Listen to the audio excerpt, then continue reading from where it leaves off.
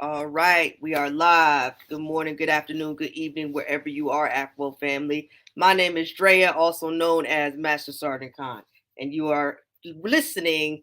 You wherever you're at, you're watching this broadcast of AFWO Speaks, another edition, and we have some special guests on today. But of course, as always, you can reach out to us via the Air Force Women Outreach at gmail.com. That's the way you can reach to us if you have any issues, if you want to be anonymous. It's also to be able to go to the top of the page, go to the membership, see the admin. You can reach out to us that way. And we also have the anonymous option on the post. So please feel free to utilize that. And we normally go and come together as a family and pretty much try to help each other out. All right, so without further ado, I'm gonna bring my wingman out, Sergeant Corona, in the building, and he's gonna help me with this interview today. What's going on? Nothing much. Ready to get after this today. Man, he's juiced up, excited. We're in a different time zone at undisclosed location, so we probably half asleep right now, but we're gonna get this done either way. All right, So we got our two special guests today. I originally had put Surgeon General in the title, and they was like, time out.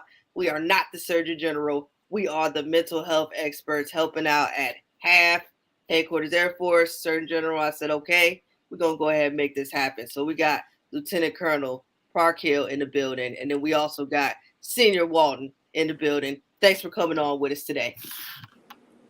Hey, so glad to be here. Thanks, you guys. Yeah, my wingman. Yep. All right, now we appreciate it. I think he's muted. I'm gonna help him out. No, I can't. Thank you. All right. So, yep. So we definitely want to go ahead and get this started. But can you tell? Well, actually, time out. Membership. They have no problem with being on the hot seat. You could ask them questions. They will give it to you as raw as they can without getting fired. So let's put into the comments in the chat. Please feel free. We'll read them on the air. Or if anything, they'll go into the comments afterwards and then kind of reach out to you individually. So let's do some intros. Colonel Parker, why don't you tell the people a little bit about yourself, ma'am? Well, hey, family. I'm Lieutenant Colonel Alicia Parkhill. I'm currently your Chief of Air Force Mental Health Operations here at the HAF level. We're stationed at Falls Church, which is the Defense Health Headquarters. I've been in this seat for about 10 months now. Came here out of command at Shepherd. So hey to all my peeps at Shepherd in glorious Wichita Falls, Texas. And I am a clinical social worker by trade. And so I've been in the Air Force for 17 years. And throughout my career, I have been providing care to our airmen and now guardians in the mental health clinics, ADAP clinics, and family advocacy. And so, again, excited to be here with you to talk about something that Senior Master Walton and I are super passionate about.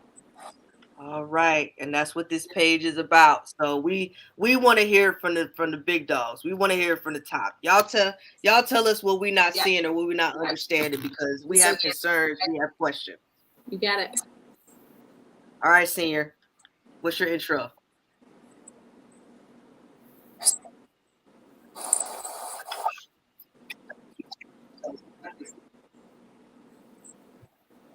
Senior having some technical difficulties. All right. Hello, everyone. I'm Senior Master Sergeant Alan Walton. I'm a mental health technician by trade. Can you hear me? We can hear you now. Go ahead. Yep. Can you hear me now? Okay. I'll start over. I'll be quick. Senior Master Sergeant Alan Walton. I've been in the Air Force for 19 years. I'm a mental health technician by trade. I've been a mental health technician for about 15 of those 19 years. Previously POL on the line side.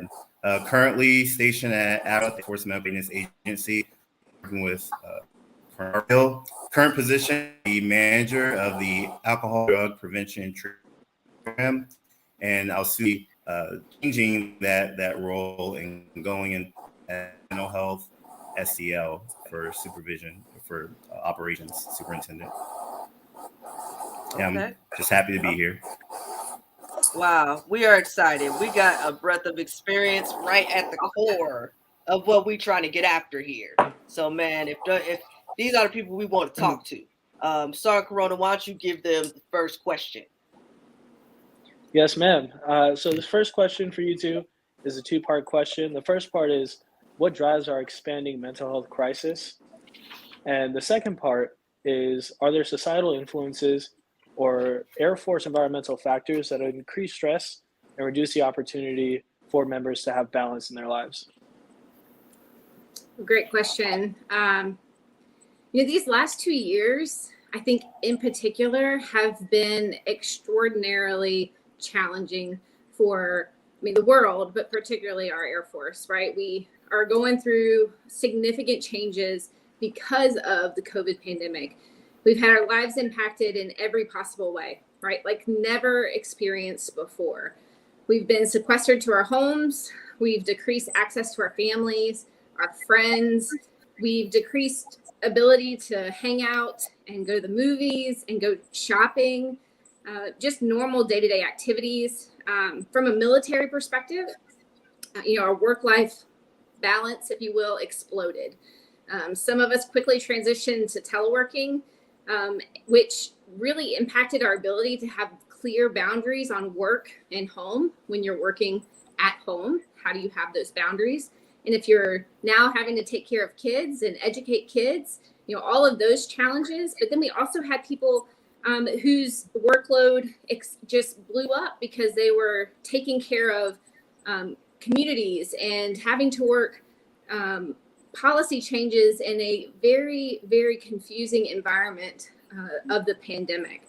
Then we had Operation Allies Refuge, right, which contributed a lot of anxiety and stress and just emotional distress for a lot of our folks who have spent so much time in that AOR, and friends of ours who are on the ground there, like you guys, who are directly involved in those evacuations across those AORs.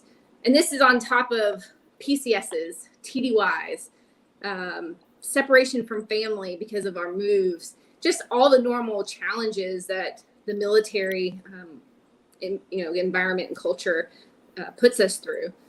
All of this, amongst everything else that maybe our airmen are experiencing, puts us at an increased risk of emotional distress, right? And emotional distress has the potential to be exacerbated if we're already kind of treading water, if you will, if we're not in a good place mentally, emotionally, physically.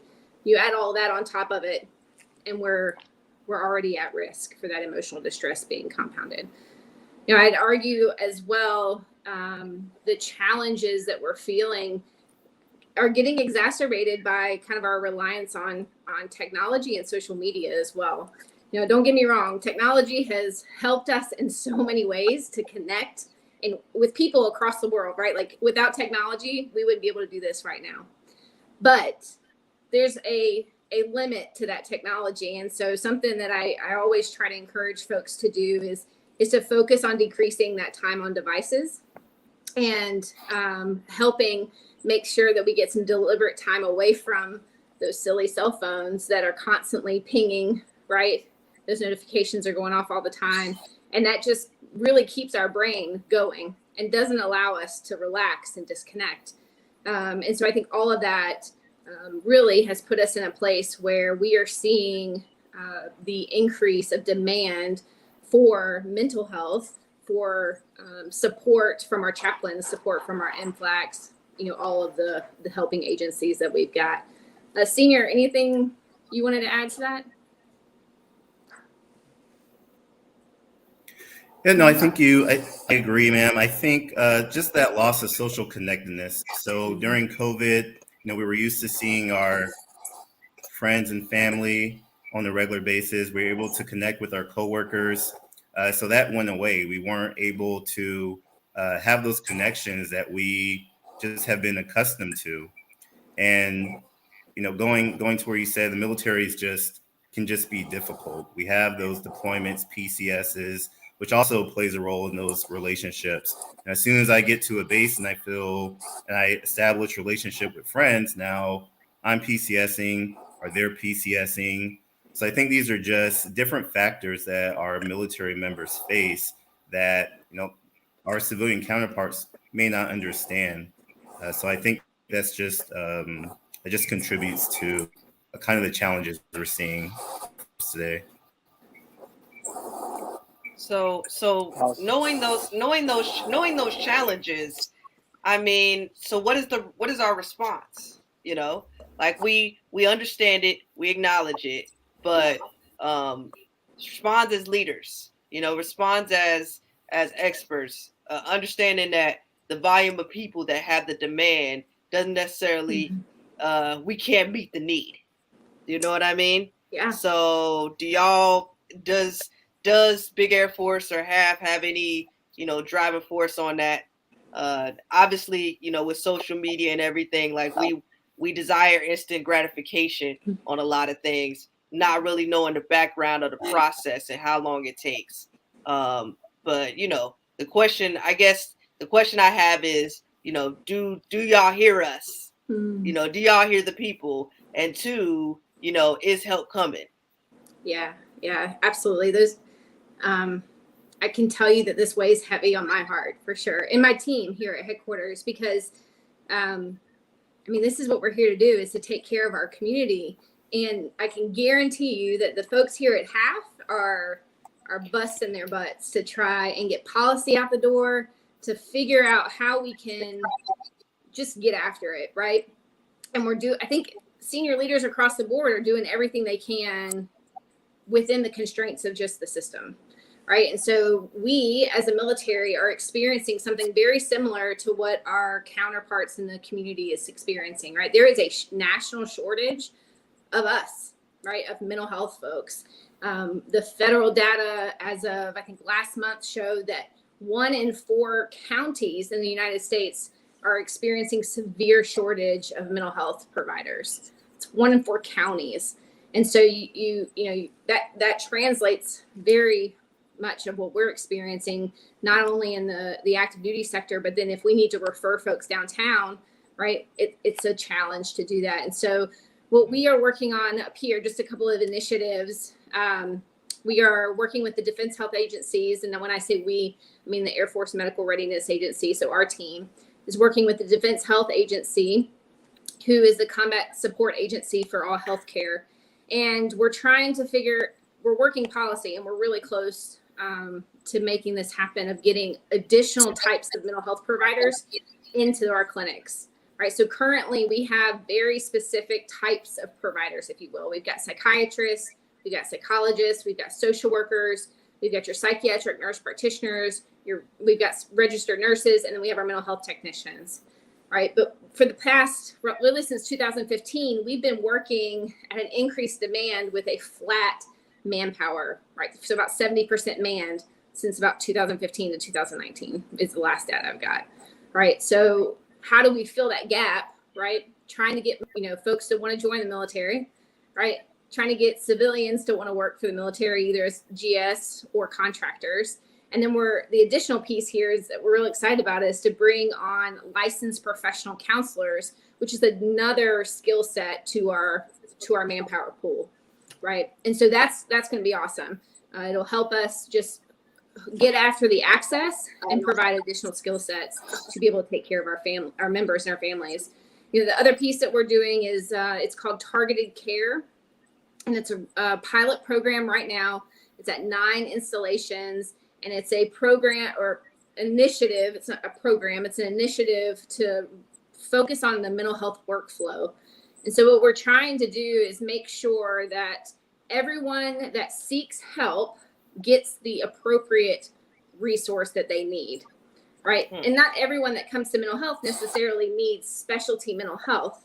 Maybe they're better served by the MFLAC.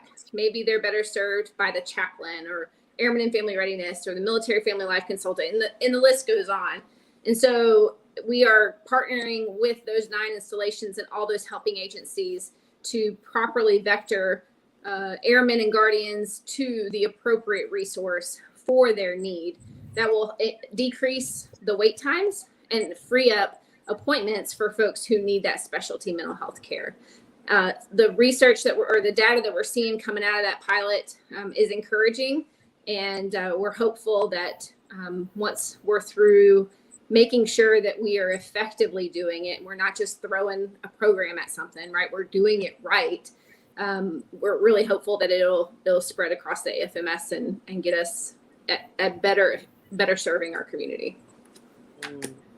So dealing with societal shortages on top of these are long-term solutions, obviously. And so we don't want we don't want the microwave effect when it comes to these issues, right? What do you mean? Like when I said like as an instant, like as in it being like 2 minutes, a minute or two. You know what I'm saying? Like you guys are working long-term ish solutions versus hurrying up and putting something together and just putting it out there. Well, it's out there. I mean, like I said, the pilot program is out. It's at 9 installations. But the thing is that we want to make sure it's the right thing, right? Because I don't know that it's truly a lack of programs. A lot of what we're seeing, it's a lack of knowing where to go, right? Okay. Right. So when you talk to airmen, I think they're like, well, everyone talks about mental health now, which is awesome, right? Yes. 10 years ago, we weren't talking about it, but now people are like, hey, go to mental health, talk to those guys, which is exciting. But we want to make sure that folks are getting the right care that they need. And again, that could be from a variety of the helping agencies. And what we really want folks to understand is that mental health is a small portion of the pie, if you will, of all the helping agencies on an installation, right? It's a greater community effort of making sure that we're taking care of airmen. And I don't want to monopolize, so Senior. Yeah. You'll get me on a tangent. I was just gonna just further to your point, kind of what you asked what we're doing. I think we're taking a community approach to it, a community effort to help all of our airmen going through these challenges. And by community, Colonel Parkhill mentioned some of the resources with local military community. We have each base the military family life consultants. We have resources, but I agree that it's making sure that we socialize to everyone, up and down the chain, to all the airmen, to all the NCO senior leaders, that these resources are available. It's not just mental health. It's different services around the base and even off base that our folks can utilize. So I think it's that just socializing it more as we go on. Okay. All right. Awesome. Let's move on. So the next question is, is speaking of the mental health system, is the Air Force's mental health system trained and equipped to meet the need of our airmen, which I know we just talked about the manning and things like that. But can the field still handle the I guess the surge? Yeah. Well, I can tell you that, man, the Air Force mental health community is strong, and we are really fortunate. Like I laid out all the specialties that we have, and all of them are trained in a variety of capacities before they join the Air Force, right? Whether they're active duty, contractor, or government civilian. And so what's really, really awesome is that they're all dedicated and really want to be here to serve our population. They could work anywhere, and they choose to work with us, and I'm very proud of that. They're all trained to meet their state requirements, right? We all have license that have requirements per the state that we're licensed in, and then we have Air Force requirements that we have to maintain as well. All of us come in a variety of ways, right? So, like for instance, I came in as a direct accession 17 years ago, which is still baffles me that it's been that long, right? And I came in after I got my master's in social work at the University of Georgia, go Dogs, and got a direct accession into the Air Force. And then I got a residency at Travis Air Force Base, which was about a year long. And then I went to my first duty station. And that's pretty common for social workers. Our psychologists do similar residencies. Our psychiatrists do residencies. So we all are getting really great training to make sure that we can provide care to our unique population. Because the military is a unique population, and we want to make sure that we are taking care of them in every possible way when they reach our doors. We also have.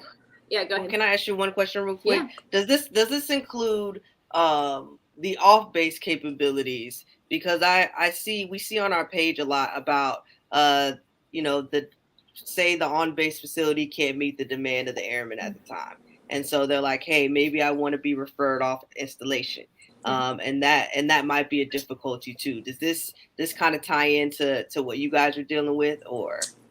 Yeah, absolutely. So the challenge with off-base providers is we don't have oversight of their training requirements, right, and their skill sets, right? They have to meet requirements to be approved, to be supported and covered under the TRICARE contract, right? So to be able to see military members, they have to meet requirements.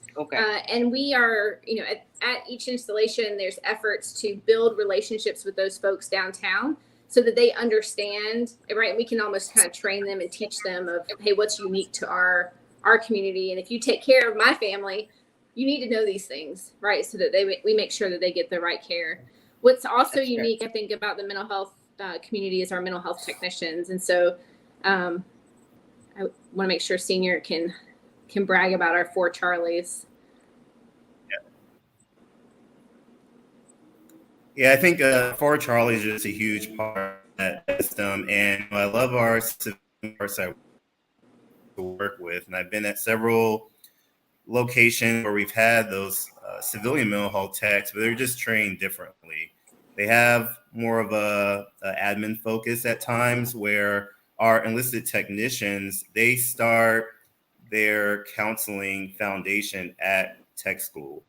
They're doing clinicals off base in San Antonio at community mental health facilities, and get to their base, they have plans where they're just honing and developing those skills. And I've been deployed 5 times, so I've had the opportunity to see our mental health technicians in deployed locations, and just the in such austere environments and with different things going, we're able to help our airmen get through difficult times.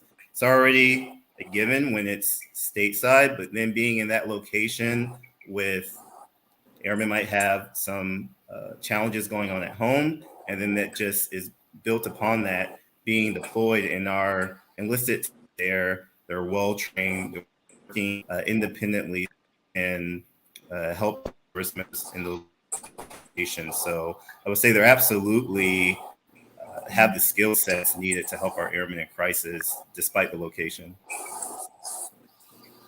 Shout out to the 4 Charlies, because we definitely love the when they do the intake and all that other stuff. I mean, they're pretty knowledgeable about this stuff too. I think down to a A1C or an airman, it's amazing to watch. And full disclosure, I'll just be looking like, man, this airman is really asking me about my life and what's going on with me, and I'm just gonna let it out right here. And so it's awesome to see. Shout out to the 4 Charlies. So sorry, Corona, you got the next question. Awesome. Yeah, thank you for that, Senior. I think when we talk about deployment, obviously we go through quite a bit when we're in the AOR. You have the ops tempo, you have the manning issues, and all these are compounded by you're still in a combat zone for the most part for our folks out there. And so when we discuss deployment, specifically when we discuss readiness, I know that there is quite a bit of cautiousness for our airmen to go out there and discuss mental health, be open about it. And so along those same lines, do you think that there are barriers to engaging with mental health? And what should senior leaders be doing to tackle those barriers? So did you want Senior to answer that? Was that directly to him? I'll give it to both of you. Yeah. Okay. So, I think our Air Force senior leaders are really trying to do a lot to get after the barriers, right? So I just want to read something real quick. got a tweet from SecAF, right? And SecAF today, an hour or so ago, said, as a service, we strive to have a fit and ready force. Changing the stigma of mental health and PTSD starts with leaders at all levels. We urge airmen, guardian, and family members to say something when they need help and take care of each other.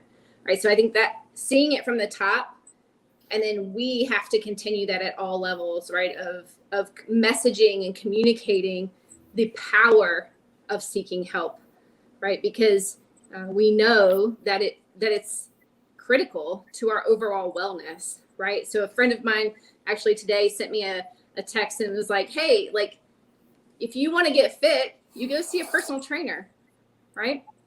So that you can get your body where it needs to be. If you want to work on your nutrition, right, you go see a dietitian, right? We have to take care of our brain, right? The most important organ, right? You go see us, right? We are essentially your personal trainers for your brain, right? And so I think it's really important that we all are messaging that of seeking help and the power of what it is. And there's a ton of policy changes that are happening to get after that, right? So for instance, over the past, I think it's 2 or maybe 3 years, there's been a scrub of all AFIs to make sure that there's no stigmatizing language, right? So that we're making sure that the policies themselves aren't the barrier, right? That's pretty awesome. And so every career field is having to scrub their AFIs to make sure that the language does not create a barrier. Another thing that we've seen recently is on the security clearance forms, right? So if you're having to fill out your questionnaire, 5-10 years, whatever it may be for your cycle, right? Question 21 is the mental health question, right? For years, that question has essentially been very vague and, hey, if you've seen mental health, mark yes, right? And everyone's used that question to not get care, right? And so what's exciting to see is that question has changed recently, and it's very, very specific what it asks for. It asks for, have you been court ordered to seek mental health care? Right? Okay. That's specific. Right? Yeah, that's language matters. A specific situation, right? Do you have schizophrenia? Right? So it's asking specific situations and specific disorders, which is a very, very small portion of our community, right? Those types of policy changes are critical to remove said barriers, right? Recently, I had a meeting with the adjudicators that review all the security clearances, and they recently told me that of all the clearances that they review, right, the amount that are denied for mental health purposes, specifically mental health, is 0.00115%. Wow. Now, your girl's from Georgia, so my math skills, but that's really low, right? Yeah. That's the kind of stuff that we got to talk about, is that, because how many times have we heard that of, right? I'm not going to mental health because it's going to mess up my security clearance. Well, let's talk about that, because that's not actually factual. These are the facts. They're very specific reasons, and it's very, very low rate. So again, that's the kind of conversations that just have to happen to get after the perceived barriers that are out there. And I'm excited to see the Air Force move in that way. Senior, what you got? Yeah, and so I think one of the barriers is a lack of information or just misinformation. So, like I said, I've been in 19 years, but I haven't been in mental health all those years. I've never been line side on POL. I didn't know anything about mental health. I didn't even know the mental health clinic existed. Nobody talked about it. No one talked about getting help. No one talked about services that were provided. So there was just not a lot of information. We're getting better, but I think, that's something we need to continue to do, is talk about what's available and when we need to go seek those services. And then also just information. So a couple of years ago, 2018, I was embedded in the Intel community in Korea. And there was a lot of misinformation about what happens when someone goes to mental health, what happens when they get a profile, what's going to happen to my security clearance. So a lot of that assignment, it was educating people on, this is what mental health treatment looks like. This is what the process looks like so that airmen and junior NCOs were able to tell their peers and their airmen, and then also having that conversation with senior NCOs and officers so they can understand, you want to make sure you have these conversations. This is how it's going to impact the community. So just clearing a lot of that up, Colonel Parkhill said, there can be misinformation when it comes to security clearances, and that's something that is valued among all of us, and especially in that intel community. Over. Wow, that's Awesome. big time. That's big time. Yeah. So I want to talk about that a little bit. So we've seen in the past, I'm an air traffic controller, and we've seen in the past, this has been a big deal, whether it's about security clearances or flying status, both of which people are so terrified of. Well, I'm getting taken off flying status. I can't control. I can't go fly. I might lose my security clearance. And for a lot of us, people in the community, whether you're on flying or security clearances or PRP, a lot of people are terrified of losing the core of who they are. A lot of times it's hard to take this off and remind ourselves that we're people. And so I just want to address the audience. For those watching, if you're worried about going to mental health and then pulling your clearance or flying status, like Colonel Parkhill said, 0.00115%, an extremely low percentage. And the bigger message is even if you are part of that 0.00115%, it's more important to get the help that you need than to worry about a security clearance or about a status that you might be on. And so I just want to thank you guys for giving us that piece of knowledge. And it's something that I definitely will want to take back for our people. Yeah, no, that's so good. Recently we had all your mental health flight commanders and flight chiefs together doing a training, and we hadn't been able to train in person, right, in several years. And man, it warmed my heart to see all of them. And what I told them that I will tell you is that we can't lose ourselves in this uniform, right? We are so much more than this uniform. And when this uniform comes off, and it will come off, right? We have to have something to give. We can't be a shell of ourselves. And if we continue to put our AFSC over self, what are we really doing, right? I'll tell you, 4 years ago, I became a widow. I was 37 years old, and I lost my husband, who was also active duty. And a couple of days after he died, his job was being advertised, right? I tell you that because we can't lose ourselves, right? The machine of the Air Force that I love, and I'm an Air Force brat, right? I love this Air Force, but it is designed to continue with or without us, right? And while you're in this uniform, we give it its all, but we also have to give ourselves something so that when we take this uniform off, we are able to give to our family and to our friends, right? And so I encourage folks to not lose yourself while you serve, right?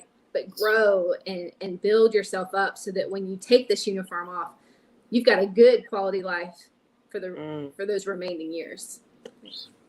So true. I love the direction of this conversation. Yeah, thank you. So I'll kick it to Drea. Go ahead.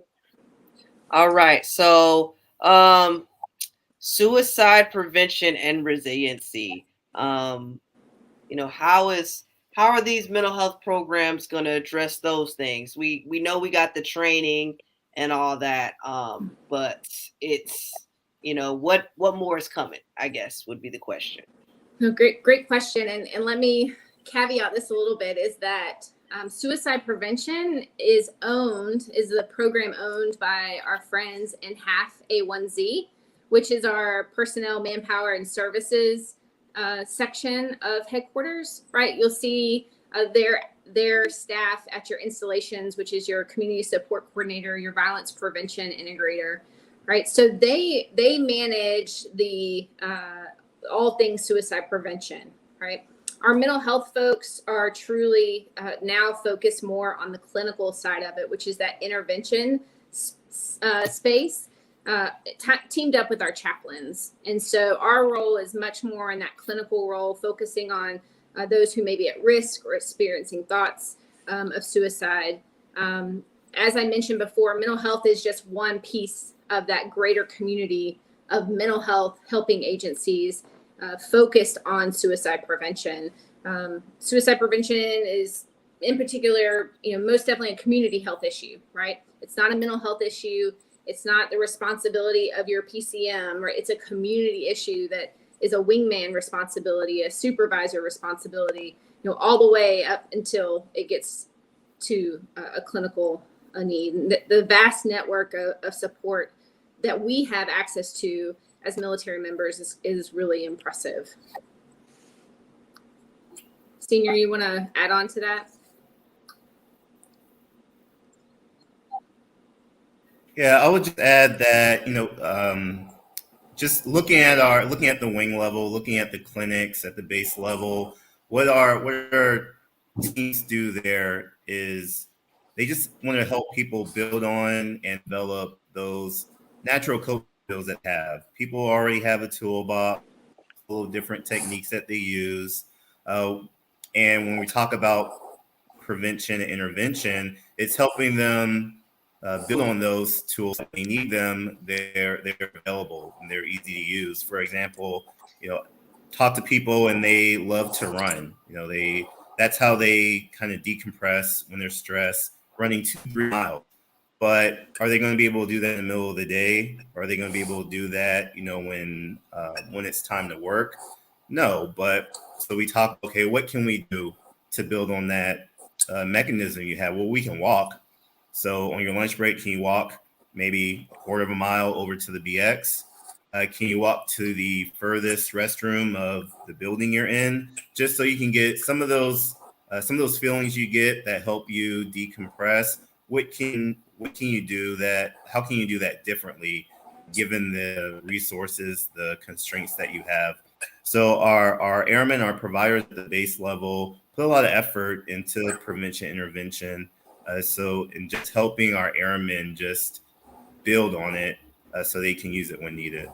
Yeah. And if I can, I think what I would really want people to focus on when it comes to suicide prevention is really just the humanity that we all need to focus on, right? So, before me, I see 3 amazing humans, right?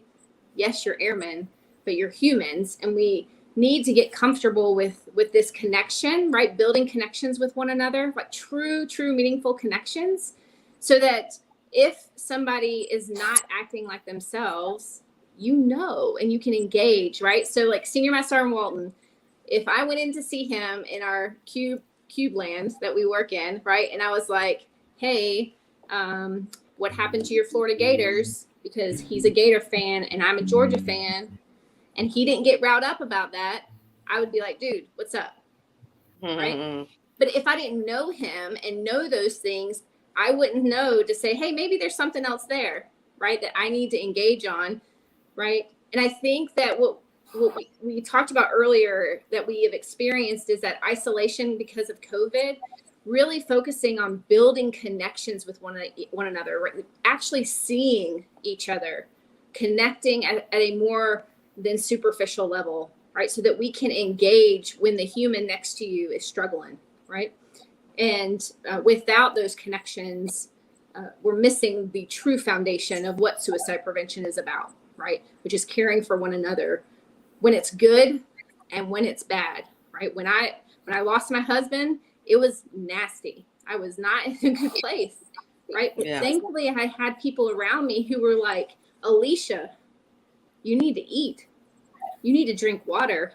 You need to see some sunshine, right? The basics. But if I didn't have people seeing me as Alicia, but only as an airman, I don't know that I'd be as healthy as I am today. That's fair. All right. So what changes, and this is for both of you, what changes have you seen take place over your Air Force career? Like obviously we've come a long way. And I think you kind of mentioned it earlier that we talk about mental health in a public aspect. Like we're so out forthcoming with it now. And I imagine it wasn't like that when both of y'all came in or even, first starting out. So kind of share with the people the progression that has been made with this. Yeah, I think like we've talked about, we're seeing senior leaders talk about mental health, right? So I think within the last couple of months, we saw General Minahan, who's the AMC commander, right, post about his mental health appointment that he has, right? When I came in, I was like screaming from the mountaintops, like, come see me in mental health. Like, I'm fun. Like, come hang out, right? And now we've got the total opposite where people are talking about it so openly. And so I'm just so encouraged to see folks really taking a vested interest in their wellness, right? Like it's more than just mental health. It's just overall wellness, right? I think we've got a long way to go, right? But we are doing some amazing stuff of just connecting with each other, with leaders, focused on how do we build each other's emotional intelligence, right? So that we are effective leaders for the airmen that's in front of us, because our leadership style has got to change to meet the needs of the airmen, and they're all different, right? And so I'm really encouraged personally, from Alicia's perspective of how we are accepting my community into your community, because we're all in this together, right? We're all airmen, all trying to do the best that we can within the resource constrained environment that we're all in, right? But it's nice to be at the table with you all, that's for sure. Indeed. What you got, Senior? So when I first came in, something that I think was told to myself as an airman, fellow airman, maybe because we were just airmen, was don't and look out for your wingman so he doesn't get in trouble. And that was kind of the focus, a lot of the talks. We didn't get talks about take care of yourself, look out for your fellow airmen, make sure they're taking care of themselves, seek services if you need it. That wasn't really the conversation when I was a airman or even the NCO. But as time went on, we start talking more. Not only that, but people know about the resource more. So when I go around, I ask airmen or ask people just what resources are available. If somebody needed something, what would you say to them? And they're able to name, if not all of them, most of the General Parkhill talked about earlier that are available within the community. I think another thing is we've done a decent job of keeping up with technology. So here we are right now where we're getting the word across, and where as technology improves, we're going along with it so we can get the message out about mental health. We can get information out about taking care of ourselves and having that balance among work and family. So I think we're progressing as time goes on. We still have work to do, but I think that we're making tremendous strides. Oh yeah, I mean, with the platforms we got now, we are beyond the expansion, the reach we can get. We have over 30-some thousand people on this page, and growing. And so, and they'll tell somebody, and they'll tell somebody. So that's kind of the goal behind what we're trying to do with Air Force Women Outreach is inform and create the self-awareness, and then the discussion, and then spread the knowledge, share. So it's not the assumptions and the misconceptions and the misunderstandings about how the system works or what people can provide. So last question that we got is, how do you find ways to connect with those important in your life? I mean, we know we're connected now, but how can we get to that real, human side, I guess, in your opinions? So personally, I am very intentional and deliberate with my time. So time is that one resource that we can't get more of. You can't buy it. and you can't get it back, right? So my time is my greatest asset. And so years ago, I had a boss who taught me and showed me how to do that well. She went home for dinner every night, most nights, so she could be home by 6 o'clock, say, for dinner, right? Because time with her husband was important to her. She wanted that quality time, and that was what they did, right? Sometimes after dinner, she had to get back online, but time at dinner was her thing, right? And so I instituted that, and I'm so grateful I did, right? Because as I mentioned, I'm a widow, right? And I'm so grateful that I had that time with my husband, because that helped my grief, right? I had less regrets when I was going through the grieving process, because I was deliberate with my time. I took my leave to spend it with the people that matter the most to me, right? And I still practice that to this day, right? I get home to dinner, right? I have quality time. I put my cell phone away so that I'm connecting, right? I'm not distracted. And I think if we look at our day, right, how can we be more intentional and deliberate with our time, in connecting with those that we love? Man, it'll do things for your soul that nothing else will do, right? What about you, Senior? How do you connect with your Florida Gator? Yeah, so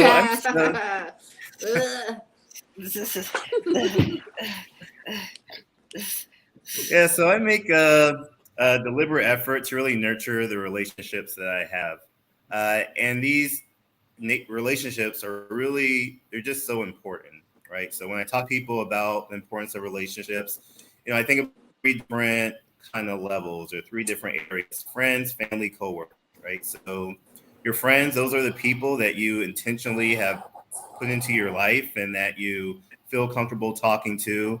Your family they're people that you grew up with, that know you, sometimes more than others. And your coworkers are those that can relate to you. So when you've had deployment or a 2-week exercise, they can understand where you're coming from, your frustrations. So those relationships I have, I just make sure I pour into them. So my parents are in the military, but I make sure that I talk to them on a regular basis about what's going on in my career. So if I ever have an issue that is really giving me a hard time, I can communicate that to them, and they'll at least be able to, give advice or just hear me out and understand what I'm saying. I don't have to start from, very beginning. I start off as E1, now I'm E8. And then also just that connection with friends. So I went to NCOA probably about 2012, 10 years ago, and I connected with 3 years very closely, and we've had the same group chat for the last 10 years. And 2 of us are still in the military. Other 2, they retired within the last year, and we still talk to each other. We make sure, even if it's just a meme that we're sending, we have that. We've nurtured that relationship over the last decade, and so we're comfortable to one another within the group, or just reach out one-on-one. And so I just think that's really important, and something that I've just made, again, a deliberate effort in doing, is just making sure that I'm pouring into those relationships and have those connections. Yeah, I'm with you there, Senior. I have friends from the NCO Academy with the group chat. That's eternal. That just has never died.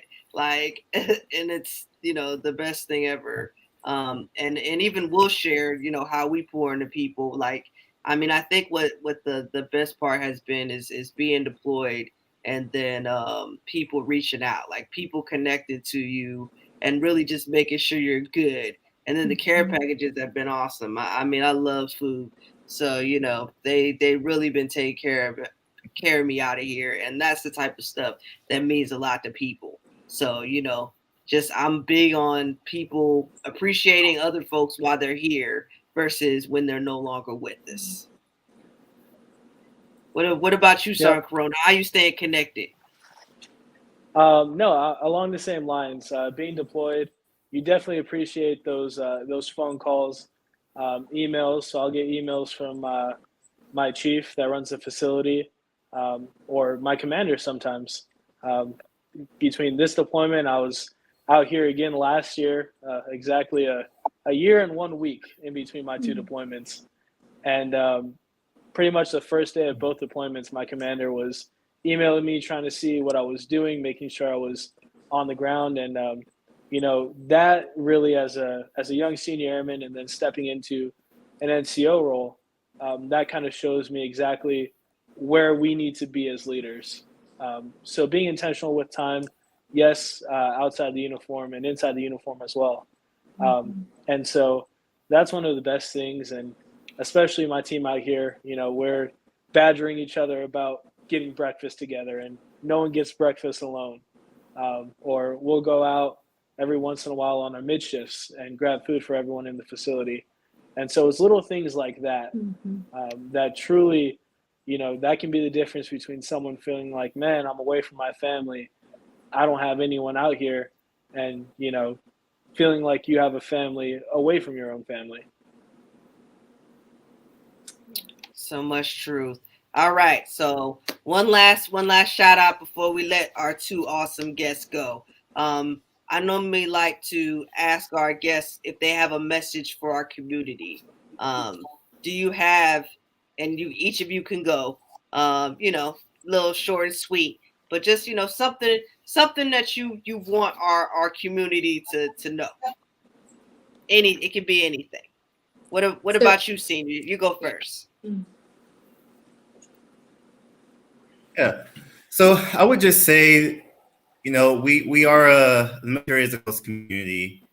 It's small. We run into each other throughout our careers, and the connections we make with people are just so important. And we have to make sure that we're doing the giving and the taking. We have to make sure that there's people that seek us out for mentorship, people that seek us out for friendship. We just need to make sure that we're giving that energy out, as well as asking people for mentorship, asking people for their help when we need it. So it's definitely twofold, but we are a community, and we should be able to rely on each other. And that's one thing that I'm proud that I've been able to see throughout my career, that I've been able to reach out to people. People have been able to reach out to me, and it's comfortable. It's not an uncomfortable situation if we really know the people and know that they have our best interests at heart. So just a message is just to continue to care for people, but also let people know that you need them when you do. So true. What you got, ma'am? Well, first, just so grateful to have this time with you all. So thanks for the invite. Thanks for the connection. It's nice to spend time with you all.